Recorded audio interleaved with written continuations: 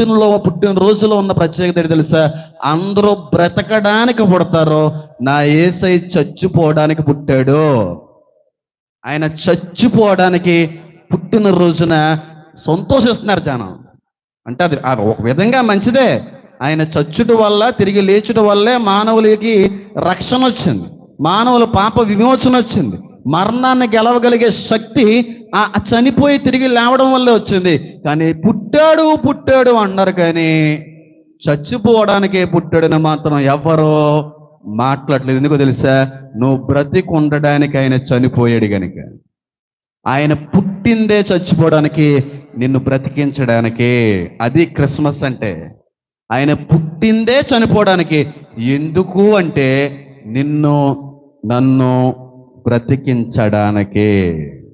అలాంటి క్రిస్మస్లో కేరింతలు, ఓ డెకరేషన్లు,